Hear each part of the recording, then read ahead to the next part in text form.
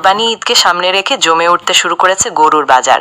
আর সেই বাজারে সবার নজর আকর্ষণ করছে ভোলা সদর উপজেলার ভেলুমিয়া ইউনিয়নের ১ নং ওয়ার্ডের চন্দ্রপ্রসাদ মাদ্রাসা সংলগ্ন হাওলাদার বাড়ির খামারি মোহাম্মদ ইকবাল হোসেন সবুজের পালিত বিশাল আকৃতির গরু রাজাবাবু।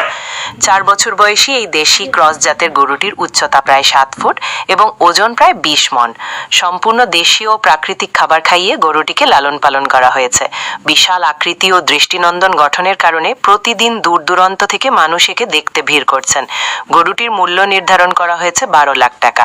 খামারি ইকবাল হোসেন সবুজ জানান, ভালোবাসার যত্ন দিয়ে গরুটিকে বড় করেছেন তিনি। এবার ঈদ বাজারে রাজাবাবুকে ঘিরে ব্যাপক সাড়া পড়েছে এলাকায়। এটার ওয়েট হবে 20 মণ। 20 মণ। জি। আচ্ছা, এটা কি দেশি খাবার খাওয়াইছেন না দেশি খাবার, অন্য কোনো কাঁচা খাবার আর ভুসি আর খড়? এছাড়া অন্য কোনো কিছু না, বা অন্য কোনো সুইট? খ্যার- আমরা তো জানি যে মানুষ খ্যার ব্যবহার কাঁচা করে। খাবার না, আমরা ওইসব না। আমার ইন্টারনেট 4 বছর, এটা আমার খামারের বাচ্চার থেকে শুরু করে বড় করছি। দাম- আমার একটা আশা ছিল যে এটা বড় গরু করব, এই জন্য আমি বলছি। এটার নাম যে দিয়েছেন করবো। কি এই গরুটার? এটার নাম হলো রাজাবাবু। আচ্ছা, এই গরুটা তো এখন বিক্রি করবেন বাজারে, এটার দাম দিচ্ছেন কত? দাম দিছি 12 লাখ।